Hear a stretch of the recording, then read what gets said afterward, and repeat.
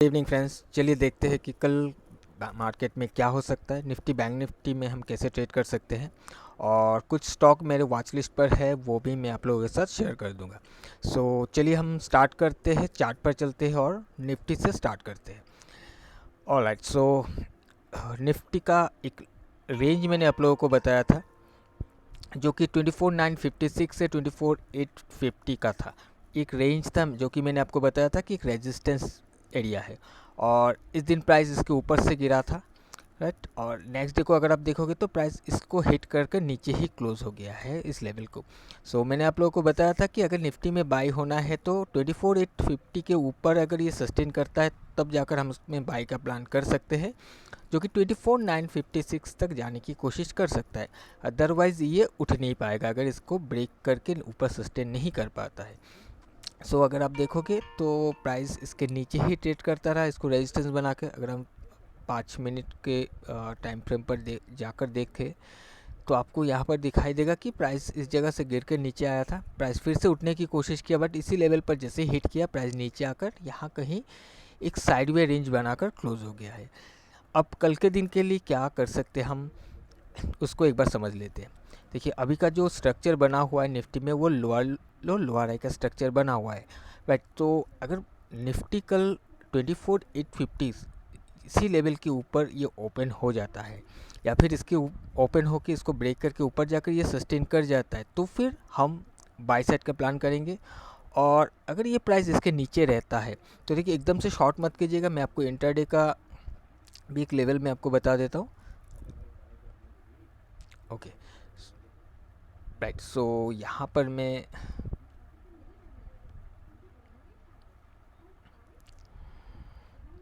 Alright, ठीक है। अगर प्राइस कल के दिन 24,850 के ऊपर मिलता है, सस्टेन करता है, तो हम बाई का प्लान करेंगे। और प्राइस अगर 24,793 या 24,800 का राउंड लेवल, मतलब ये स्ट्राइक लेवल भी आप लेकर चल सकते हो। इसके नीचे आकर अगर प्राइस सस्टेन कर जाता है, इसके नीचे अगर रेजिस्टेंस फॉर्म करता है तो फिर प्राइस में हमें रिट्रेसमेंट दिखाई दे सकता है, क्योंकि एक इम्पॉर्टेंट लेवल को बार बार हिट कर रहा है बट ये ब्रेक नहीं कर पा रहा। अगर ये ब्रेक करके ऊपर सस्टेन कर जाता है तो अपसाइड में एक अच्छा मूवमेंट हमें देखने के लिए मिलेगा। और अगर ये इस लेवल को ब्रीच करके नीचे आ जाता है तो फिर हमें शायद रिट्रेसमेंट देखने के लिए मिल सकता है, यानी कि कल के दिन में भी हमें एक रेड कैंडल बनता हुआ या फिर लोअर हाई का स्ट्रक्चर बनता हुआ दिख सकता है, क्योंकि इसका जो सपोर्ट है फिलहाल वो 24,686 पर है, जिसको ब्रेक करके गया था। अब इसको अभी तक रिटेस्ट हुआ नहीं। हो सकता है कि प्राइस इसके नीचे आकर एक बार इसको रिटेस्ट करे, उसके बाद ये ब्रेक करने की कोशिश करे, ऐसा भी हो सकता है। या फिर ये यहाँ कहीं ओपन होके या फिर ओपन होके इसके बाहर जाकर सस्टेन करके ये ऊपर ब्रेकआउट हो जाए। इस लेवल का ध्यान रखिएगा, प्राइस 24,851 एंड 24,793 का। अब हम बैंक निफ्टी को देखते हैं। ओके, बैंक निफ्टी 51,000 को फिर से रेजिस्टेंस बनाकर नीचे आकर इसने क्लोजिंग दे दिया है। अब इसका स्ट्रक्चर को अगर आप देखोगे तो हायर हाई हाई लो का स्ट्रक्चर अभी भी बना हुआ है। तो 51,000 के ऊपर प्राइस अगर निकलता है, इसके ऊपर सस्टेन करता है, तो एक अच्छा मूव हमें देखने के लिए मिल सकता है इसके ऊपर से। और प्राइस अगर ये ब्रेक नहीं कर पाता है 51 के नीचे से, एकदम से शॉर्ट करना थोड़ा सा रिस्की होगा। अगर हमें इसको शॉर्ट करना है तो 50,886 का एक इम्पॉर्टेंट लेवल पड़ा हुआ है जो कि इंट्राडे में है। इसके नीचे अगर प्राइस सस्टेन करता है तो फिर आप शॉर्ट साइड के लिए देख सकते हो, क्योंकि हो सकता है फिर कल के दिन एक लोअर का स्ट्रक्चर बने, ये प्राइस एक बार रिट्रेसमेंट के लिए आए, उसके बाद फिर ब्रेकआउट करने के लिए जाए, क्योंकि बहुत ही इंपॉर्टेंट लेवल है साइकोलॉजिकल। एक राउंड लेवल 51,000 को बार बार ये रेजिस्टेंस बनाने की कोशिश कर रहा है। अब चलिए हम देख लेते हैं स्टॉक कौन कौन से हैं मेरे वॉच लिस्ट पर कल के दिन के लिए। यहाँ पर सबसे पहले मेरे पास है सन फार्मा। सन फार्मा में यहाँ पर एक रेजिस्टेंस फॉर्म हुआ था, और अब देखिए इस एरिया पर जब ट्रेड कर रहा था हमें लग रहा था कि शायद सन फार्मा में एक रिट्रेसमेंट आएगा, ऐसा आना चाहिए, ये हम एक्सपेक्ट कर रहे थे। बट ऐसा कुछ हुआ नहीं है। धीरे धीरे करके अपने हाइस को ऊपर बनाते हुए जा रहा था और यहाँ पर जाकर एक रेजिस्टेंस बनाया, और कल के दिन यानी कि लास्ट ट्रेडिंग सेशन में एक वॉल्यूम के साथ इस रेजिस्टेंस को ब्रेक करके ऊपर क्लोज कर दिया है। अब अगर कल मार्केट इसी के ऊपर हमें मिलता है सन फार्मा, और इसके ऊपर सस्टेन कर जाता है, तो प्राइस में हम अपसाइड का डायरेक्शन एक देख सकते हैं सन फार्मा में। इसी के साथ नेक्स्ट हमारे पास है अल्ट्राटेक सीमेंट। अल्ट्राटेक सीमेंट का एक इम्पॉर्टेंट लेवल 11,269 से लेकर 11,312 का एक रेंज है। अब इसके ऊपर प्राइस ट्रेड कर रहा है, सो इस रेंज का ध्यान रखिएगा। प्राइस अगर इस रेंज के ऊपर ही सस्टेन करके हमें कंफर्मेशन देता है, सपोर्ट फॉर्म कर लेता है, तो कहीं ना कहीं हमें बाई साइड का मूवमेंट इसमें भी देखने के लिए मिल सकता है। प्राइस इस जगह पर यहाँ पर जब लो फॉर्म करके ऊपर गया था, यहाँ पर गिरने की कोशिश किया, बट इस जगह से प्राइस फिर से अभी हायर हाई का स्ट्रक्चर करना स्टार्ट कर दिया था। अब इसी लेवल पर एक बहुत ही इंपॉर्टेंट लेवल है जहाँ पर प्राइस अभी हिट करके ऊपर जाकर क्लोज हुआ है। हालांकि इसमें वॉल्यूम नहीं है, बट प्राइस अगर 11,312 के ऊपर सस्टेन कर जाता है तो फिर हमें मूवमेंट देखने के लिए मिल सकता है। नेक्स्ट हमारे पास है power grid. Okay, so power grid में एक रेजिस्टेंस बना था जो कि है 336.15 में।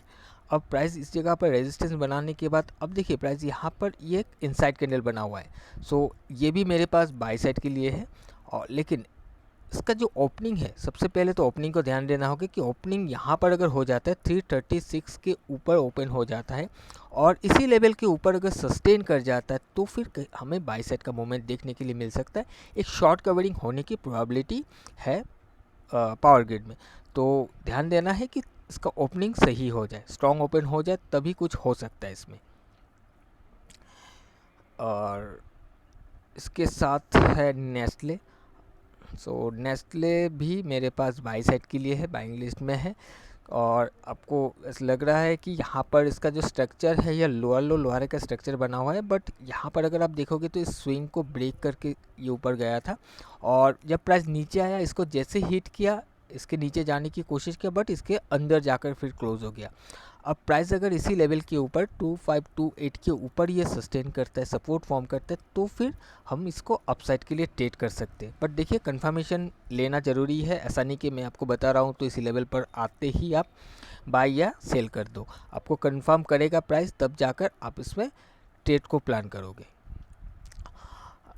और ACL टेक जो कि है शॉर्ट साइड के लिए। अब देखिए आईटी में ऐसा लग रहा है कि रिट्रेसमेंट आ सकता है, जिस वजह से आईटी पर थोड़ा सा ध्यान रखिएगा। और मेरे पास ACL टेक है, ACL टेक में 1669 का लेवल यहाँ पर एक सपोर्ट लेवल था जो कि इस कैंडल पर बना था, जो कि स्विंग हाई भी बना था।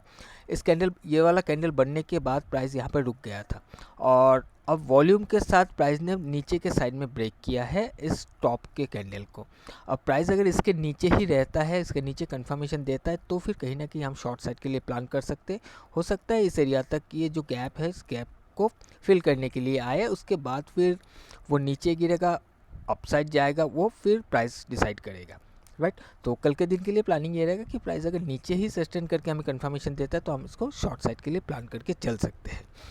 सो फ्रेंड्स, ये कुछ स्टॉक था मेरे पास कल के दिन के लिए, और जो मेरा व्यू था निफ्टी एंड बैंक निफ्टी के लेकर वो मैंने आप लोगों के साथ शेयर कर दिया है। अब अपने हिसाब से भी एनालाइज कर लीजिएगा, ऐसा नहीं कि मैंने बताया तो आग बंद करके आप उसको बाई या सेल कर दो।